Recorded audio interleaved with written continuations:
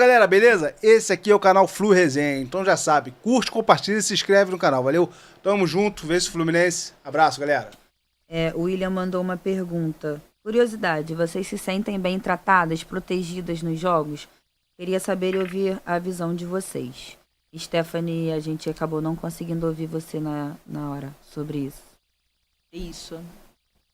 Não, assim, eu nunca tive problemas, mas conheço mulheres que já tiveram. Então, tipo assim, eu não levo só por mim, entendeu? Eu nunca tive, graças a Deus, mas foi o que a Nayana falou, quem tá acostumado a ir já sabe como a gente lida com as situações, né? A gente já tem essa noção. Mas já escutei relatos de algumas mulheres que já passaram por algumas coisas, como assédios, enfim, né? Homem que tenta ali de alguma forma apalpar, mexer. E são situações chatas que acontecem sim, apesar de nunca ter acontecido comigo, mas foi o que a Luma falou também, né? Hoje a gente tem mais segurança ali, graças a Deus, a gente tem o pessoal da segurança mesmo que fica ali geralmente nos corredores, né? Então tem uma segurança a mais. Então quem tem medo de ir, meninas, podem ir tranquilamente, sempre tem mulheres no dentro do estádio.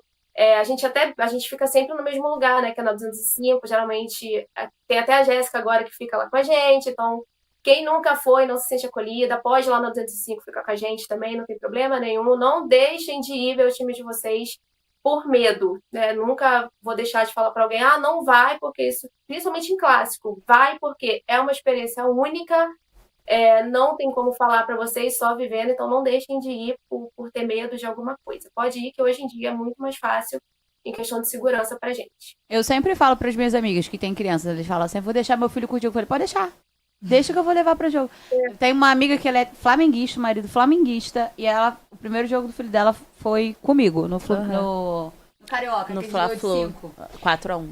De 4. E aí o garoto ficou assim, tadinho, ele perdeu a reação, ele nem falava, ele ficava assim, aí eu mandando foto pra mãe dele, tá tudo bem e tal, tranquilo, tá aqui. Virou nosso mascote. Virou nosso mascote.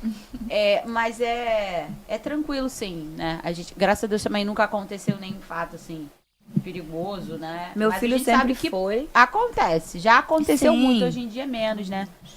E tem sempre alguém que a gente conhece, que a gente vê por perto, Sim, a gente grita. essa é a questão. Viu uma Isso que eu ia pessoa, falar uma outra agora. mulher, grita, me ajuda, socorro. Com certeza alguém vai te ajudar, cara. Como a gente passou a ter mais voz dentro da arquibancada, assim, todo mundo que vê, conhece.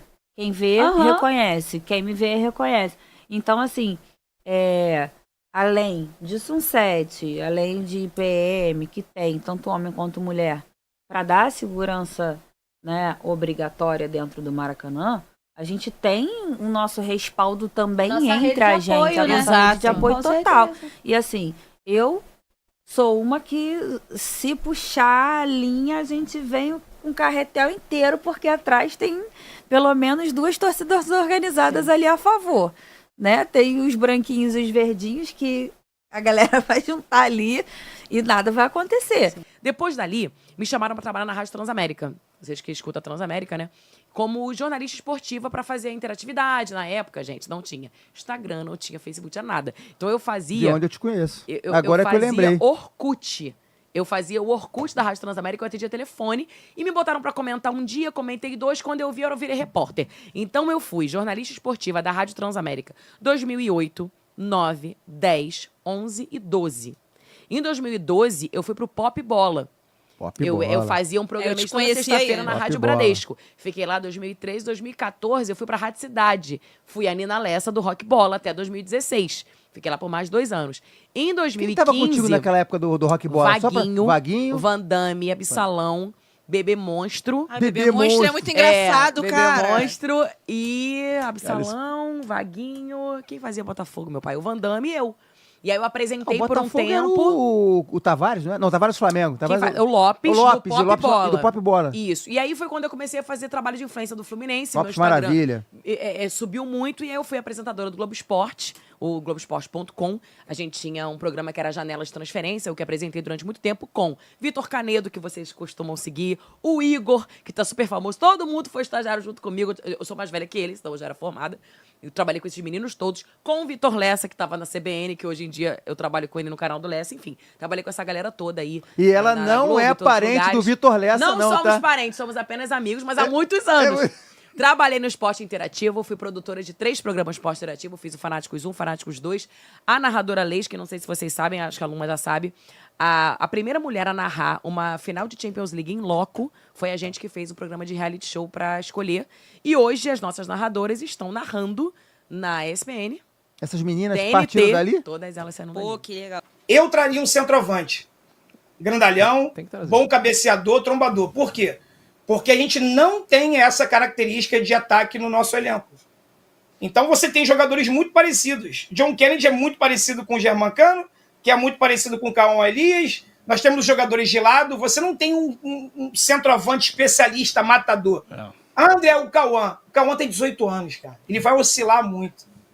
Não adianta a gente colocar todas as nossas esperanças de não rebaixamento ou de título da Copa do Brasil ou da Libertadores no menino de 18 anos, porque é normal. Ele vai oscilar. Para vocês verem como ele ainda não está 100% preparado para um time de futebol profissional, o Mano falou na coletiva, ele não aguenta 90 minutos. E o que passa na nossa cabeça? É que um moleque de 18 anos tem que jogar 3 jogos direto, né? Seguido, no mesmo dia, assim. De manhã 90 minutos, de tarde 90 minutos. E não é assim. Ele não tem porte físico, ele não tem estrutura fisiológica para jogar 90 minutos em alto nível. Por quê? Porque ele acabou de fazer 18 anos há pouco tempo atrás, 2 meses atrás, 3 meses atrás. Tinha 17 anos até agora. Então, assim, tá amadurecendo, tá maturando. Titular inquestionável da equipe hoje. Mesmo se o Cano voltar amanhã, que eu acho que não volta, mas vamos ver a lista dos relacionados amanhã. Mas mesmo que o Cano seja relacionado, é banco. Cauã Elias é titular. Mas eu continuo batendo na tecla que a gente precisaria de um centroavante. Mesmo o Cano voltando, o John Kennedy, nem que seja um cara para ficar no banco.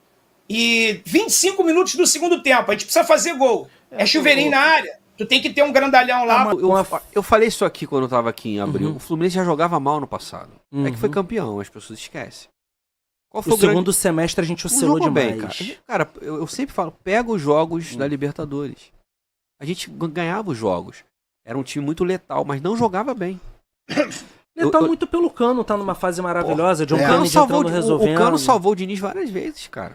A gente esquece às vezes, porque foi campeão, né, cara? É campeão, ganhou do Boca, cacete lá. Cara, contra o Inter. Não, eu falo isso. Lá no Beira-Rio a gente jogou por 5, no máximo 10 minutos. Foi o suficiente pra se classificar. Então, assim, foi letal. Agora, voltando assim, a questão do Mano. Eu acho que é um time muito mais equilibrado. A gente passou a ter algo que nunca teve com o Diniz, porque não se trabalhava isso, que é a transição, contra-ataque. A gente não tinha, hoje tem. Claro, chegou o Serna, que é um cara de velocidade, o Diniz não tinha, sabe-se lá por quê, né? Ele, não sei se ele pedia, se o Mário não dava o jogador pra ele, mas isso já passou. O time melhorou tecnicamente com esses jogadores que vieram. Até o Nonato, eu falei, pô, Nonato, tá bom. Eu não gostei da contratação, eu achei uma contratação assim, porra, será que a gente precisa do Nonato? Mas eu não acho que é um problema. Eu falei isso aqui quando ele foi, aqui não, lá no Netflix, quando foi contratado. O Nonato não vai piorar o Fluminense. Eu não sei se vai ajudar, mas piorar não vai. É um jogador ali médio. Então o mérito do Mano é equilibrar esse time, respeitar as características dos jogadores. A gente respeita todas as opiniões e nem nunca vai jogar tricolor contra tricolor. Não, eu acho que a pluralidade de opiniões é o que faz a gente crescer, cara. Então, assim, eu não sou dono da verdade. Exato. Né? Eu sou um torcedor que sou um privilegiado porque moro do lado do Fluminense, frequento o clube, e por conta dessa questão a gente acaba tendo informação, conhecendo as pessoas. Eu não concordo com algumas linhas de pensamento sua, assim como conheço o Vilela também, eu não concordo com algumas linhas de pensamento do Vilela. O que é normal. Jogo, é normal. Lógico. Só que a gente concorda com a minha, pô. Não concordo com o Márcio, com muita coisa também. Eu sou amigo dele. Faz parte aqui da mesa. Não, mas é isso aí mesmo. Então, faz parte.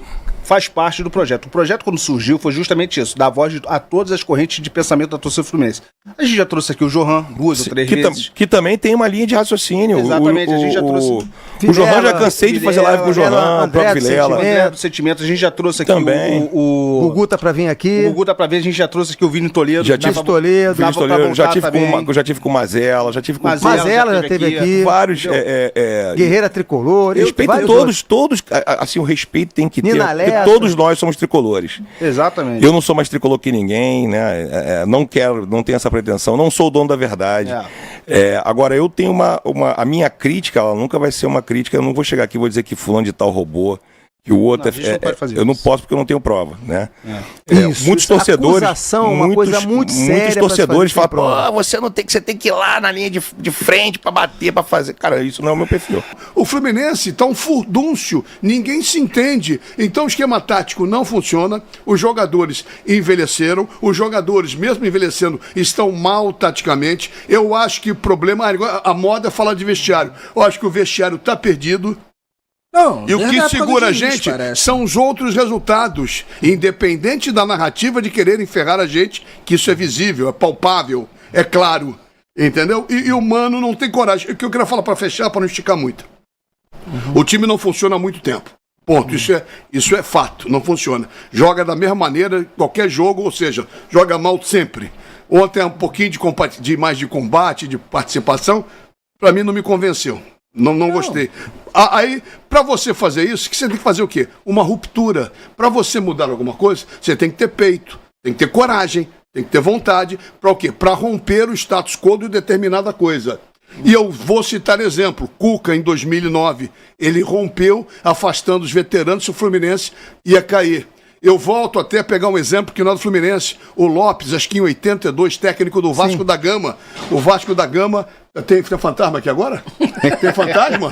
Caraca, eu falo mal do fantasma, a porta sozinho fechou. O Lopes tá vivo ainda. O Lopes tá vivo, já meu camarada. E o que ele fez? Pra quem não sabe, os mais novos, deixa eu olhar pra cá.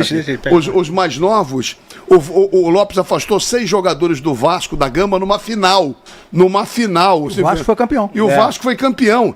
E eu não vejo isso no Fluminense. Eu não vejo essa coragem no Fluminense. Então não tem ruptura. É sempre o mesmo time, do mesmo jeito.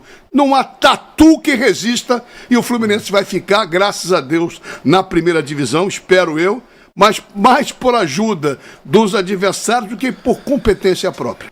Vai mostrar... Quando a SAF estiver pronta para o conselho, pro forma, porque ali não vota nada, vai apresentar o processo e depois vai mostrar, segundo ele, com detalhe, e o torcedor aprova ou não aprova. Eu acho que a atenção e o cuidado o torcedor tem que ter justamente nesse momento. Se vier a SAF e ela for explanada para o torcedor do Fluminense, tem que ver a forma com que vai ser explanada, se vai vir tudo ali, se vai ter esse conteúdo ali, né? Onde o torcedor tenha discernimento, onde possa votar, e qualquer dúvida que Quintela e amigo, não tem votar a favor, é só votar contra. Exatamente. Eu não quero o Mário, eu achei que a SAF não é boa, é só ir. Agora, não adianta ficar em casa. Não adianta ficar em casa no sofá, tem que ir lá votar. Todo mundo. Eu não vou votar porque ou o Mário é o CEO, ou já ganhou, porque lá tem o esporte olímpico. Não tem isso, não. Olha, a gente tem 49 mil sócios. Eu acho que votantes, pelo menos uns 30 mil. Mas a eleição, entendeu? É o que eu falei que e a eleição do Fluminense é negócio de 3 mil. É um negócio horroroso. Aqui deu 4.019, uma coisa assim. Então o torcedor tem que se movimentar e votar. Porque depois, se amanhã a SAF passa de forma aonde o torcedor, de maneira geral, não queria, foi aprovado.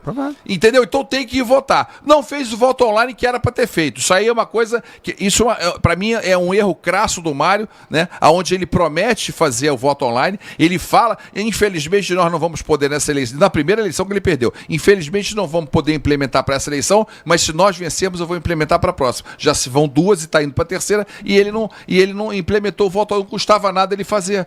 Entendeu? É ruim isso. Então eu acho que o torcedor, se ele não gostar, não estiver satisfeito, simplesmente não aprova a SAF. Essa é a minha visão. Não, a questão da coletiva nem vamos estender muito, porque é aquela coletiva que a gente já sabe. Né? Eu acho que o ponto alto da coletiva foi quando, literalmente, o presidente colocou o currículo dele lá, dizendo que pode ser CEO, que tem uma experiência no Fluminense muito grande, né? E que isso capacitaria ele para ser CEO, sim. e etc. E ao mesmo tempo ele nega que seria CEO, enfim, cara. Isso aí eu não gostei muito da coletiva, acho que foi uma coletiva rasa, então não tem muito o que falar, não. Sobre a SAF, ele iniciou falando sobre a questão da SAF, mas voltou a falar o que ele falou em coletivas anteriores. A informação que eu tive é que tem sim coisas avançadas relacionadas à SAF, mas infelizmente eu volto a falar o que eu sempre falo aqui, e vou continuar falando. Às vezes tem opiniões que são impopulares, que fazem as pessoas ficar chateadas. A maioria, não estou vendo aqui os votos, ó, mais de 90%, é isso? Não dá spoiler, não dá spoiler, não.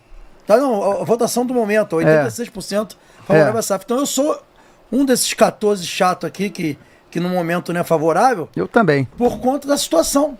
Eu não tenho como confiar num Por causa da falta de transparência. Num processo desse.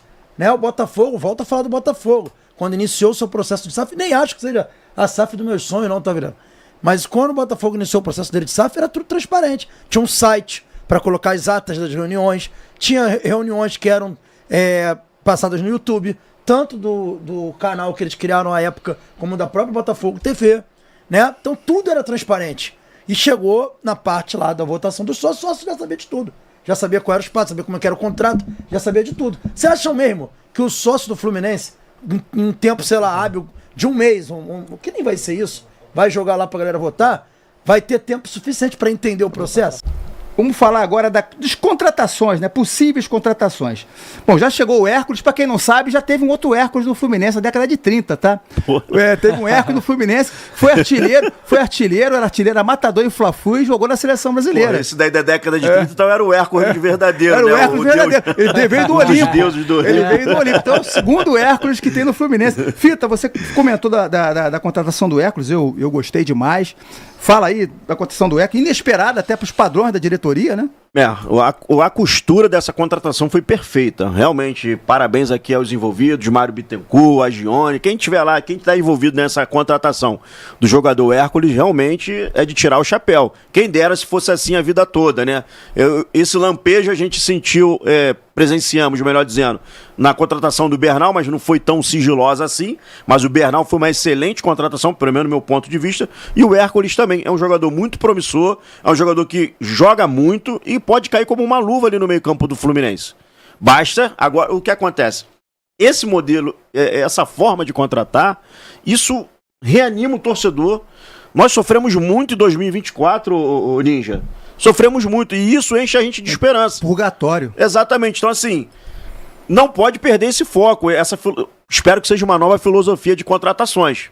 Porque se a gente parar para olhar as especulações, o Fluminense me traz o Hércules dessa maneira, e agora estão procurando o genérico do Paulo Baier, que é o Paulo Baia. Então, assim, aí complica tudo de novo. Mas o Hércules foi uma grande contratação do início ao fim. Muito bem costurada, muito bem fechadinha e um jogador jovem. É o que o meio-campo do Fluminense precisava. Mais um jogador jovem para poder dar assim, essa proteção para entrar... Fala, galera do Flu Resenha. Se você chegou até aqui, curte, compartilha e siga o nosso canal.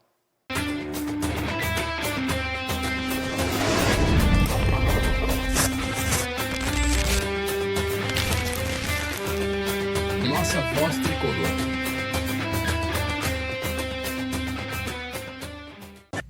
Uma produção